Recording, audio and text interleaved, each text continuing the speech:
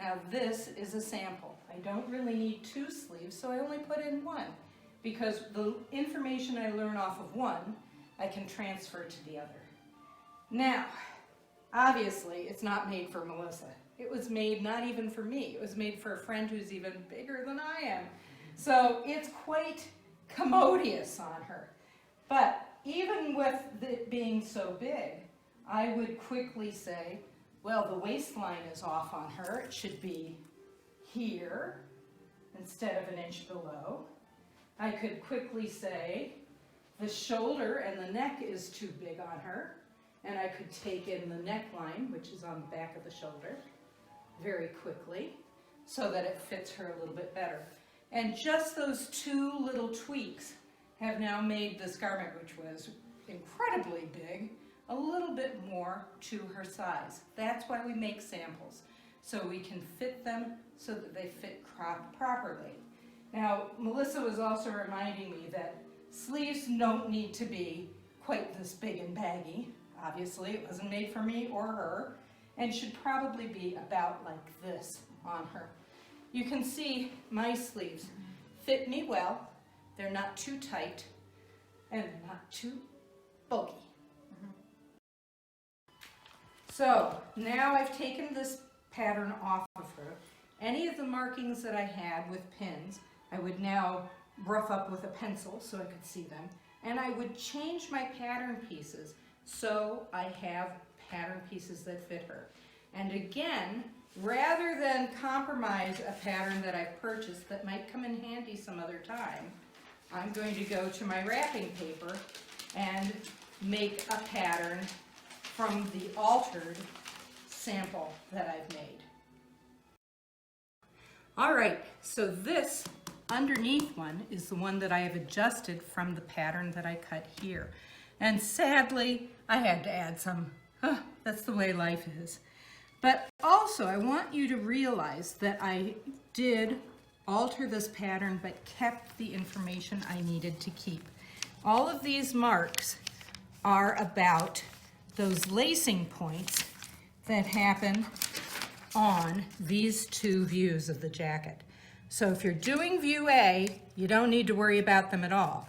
If you're doing CD or B, you'll need to worry about that. You'll need to transfer those markings onto your new pattern. And also, it doesn't cut in the center front, it cuts off center. And here are your cutting lines that you will also need to transform so that you have that information available.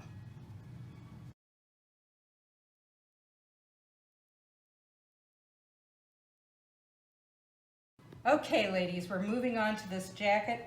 I have actually pre-fitted and cut my lining for my friend who is making not the view A, but the view B jacket.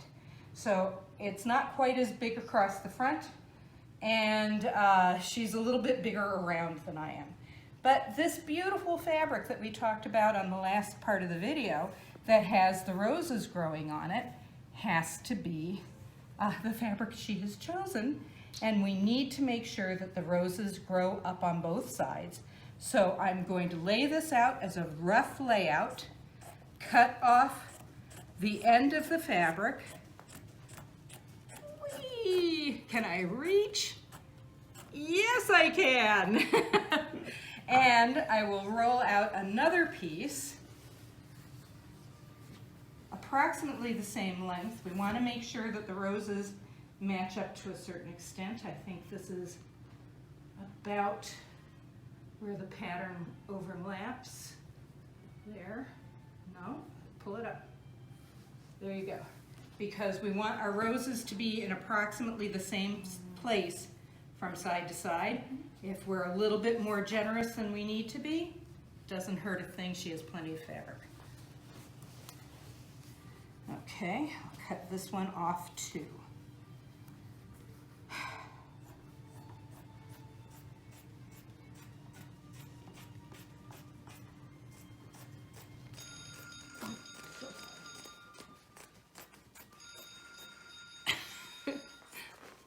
Oh, if I only had arms another 3 inches longer.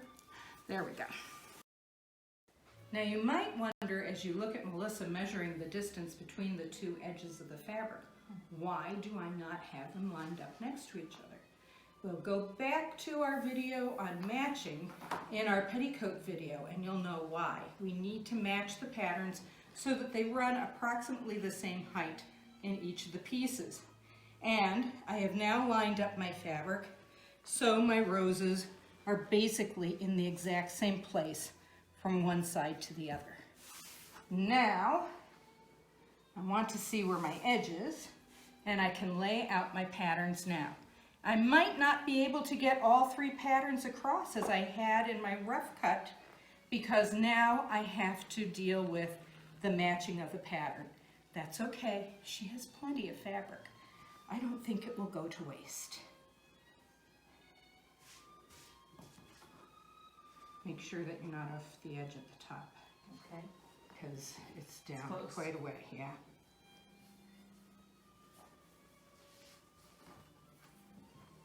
Close.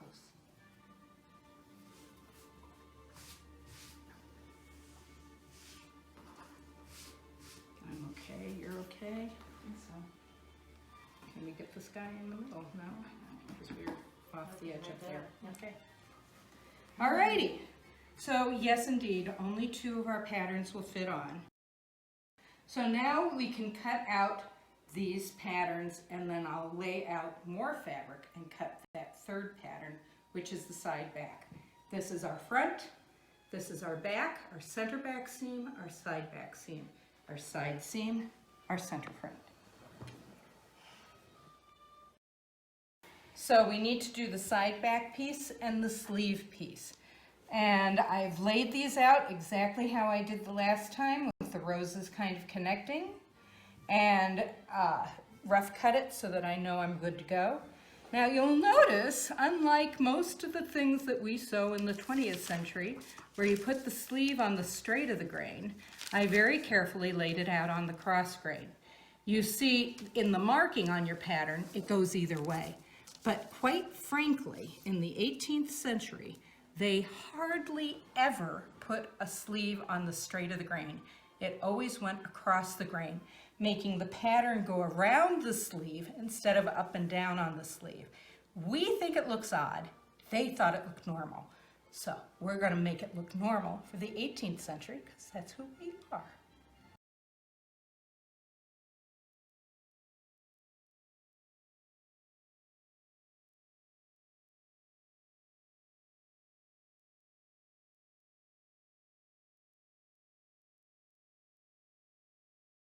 On my petticoat video, I featured this fabric and taught you how to match along it.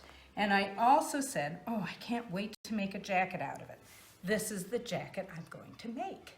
So you can see that I carefully matched things so they line up beautifully. But basically here, all I'm going to say to you is I've sewn my seams.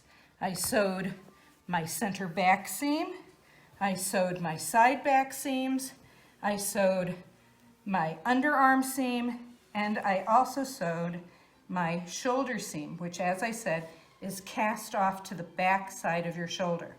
So I made not only the jacket, I also cut and made the lining. And it's probably easier for you to see those sewn seams on the lining side rather than on the busy side. We're getting ready to think about finishing this jacket. And in order to finish the jacket, I need to add the sleeves and I need to stitch around the edge. So, have I done the sleeves? You betcha, I did the sleeves. All right, ladies, after you've done both your lining and your jacket, those four seams, the side backs, the center back, the side, and the shoulder seams, you can put your lining into your jacket. You do that by putting the right side of the fabric against the right side of your lining. You can tell the right side from the wrong side because the wrong side has seams. So it should be pretty easy. You just need to match up where the seams match from here to here and pin all the way around like one big happy circle. Also, remember to leave a gap in the center back where you're going to pull your jacket out from the inside out.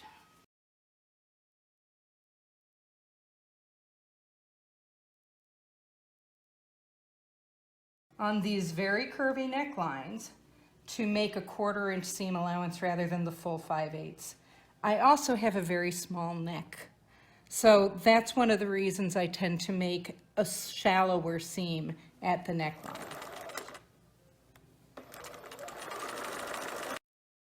Hi ladies, I'm at the turn inside out point on this jacket. Now both my jackets, all 3 of my jackets, if you're putting a lining in, this is how you do it. I told you that you make a slit that you can find. There it is. You reach in, you grab the outer fabric, and you literally pull it all through that hole. Now, you should also take note to clip curves, to clip off corners and things like that. Today, I'm just going to pull it through really quickly because I need to move on to the next step. I will, at some point, pull it back out and make sure that all that clipping happens.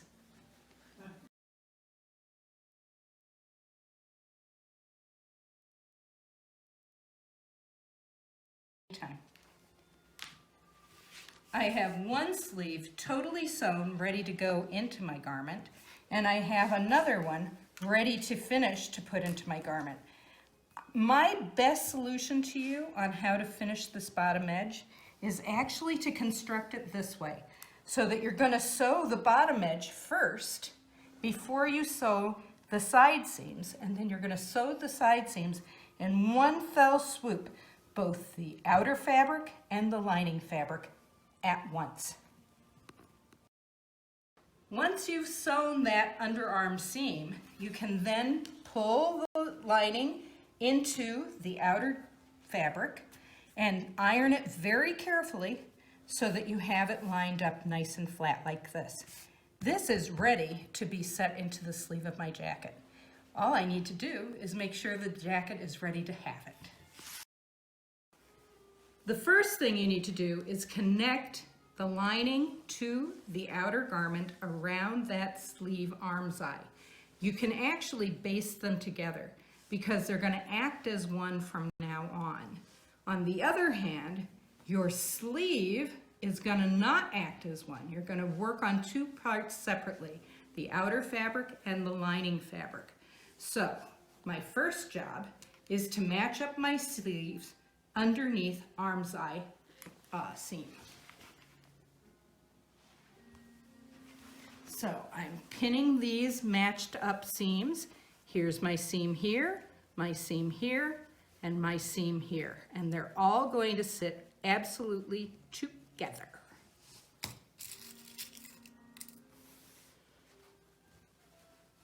Just like that. Then, carefully, I'm going to go pin the rest of my sleeve up toward the top of the sleeve head. The top of the sleeve is called a sleeve head.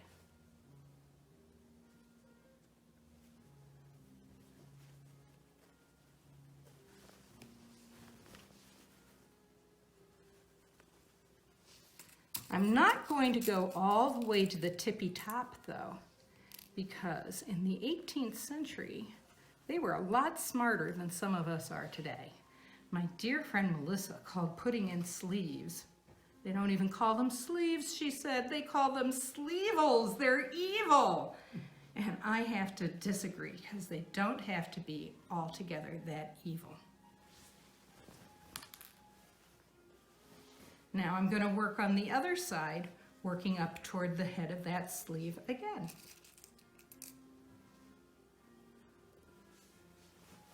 Again, I'm keeping the lining part totally separate at this point.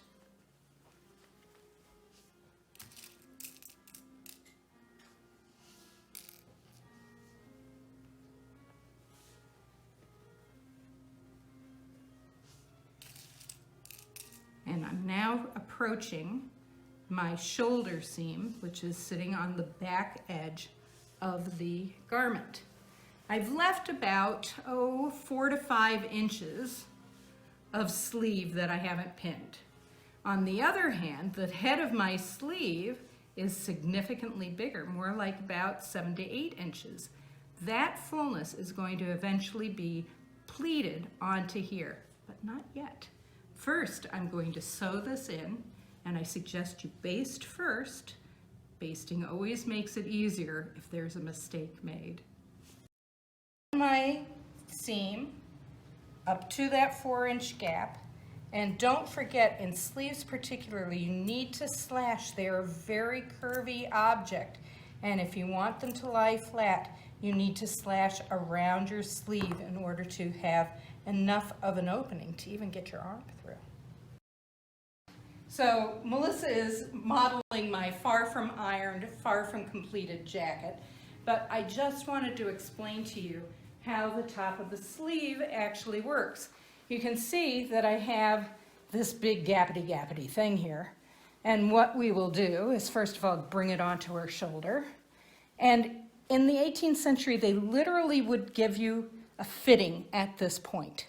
So every single sleeve was hand fit onto the person wearing that garment, and from side to side, they are incredibly different because we are not symmetrical. We come with a right side and a left side, and they are not the same. So all these historical, beautiful garments are all individually fit on their original wearers, just the same way as I'm fitting this sleeve onto Melissa. And that's how you do it. That's just that simple. Hi, here we are again. Can you tell it's a new day? New clothes, new day.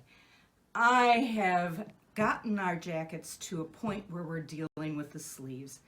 And I wanted to review the fact that on Melissa, it took 2 pleats to do the top of her sleeve to make it neat. Now, it might be 3, it might be 2. It doesn't matter, it can be very flexible. You just want to make sure that each sleeve fits you comfortably. Now, let's move to the inside of the jacket. I have put together here, part of the work is already pre-done. We're talking about the sleeve lining going into the lining. And let me show you what I have done to make it look this neat. I have tipped all of the sleeve seam allowance in toward the sleeve. I've clipped in order to allow maximum movement, and then I pulled up my sleeve lining, folded over 5/8 of an inch, which is our seam allowance. Again, I clipped in order to make maximum movability, and we are going to pin the sleeve lining into the sleeve hole, the armscye, and it's easy to follow because you can see where your stitching line went for your outer sleeve. Now, just the same way as we left this open on the top, you'll need to leave this open on the top until you fit it on you. So, you're about ready to go. And now we're going to talk about other things that you need to do for the oddball jackets, view B and D.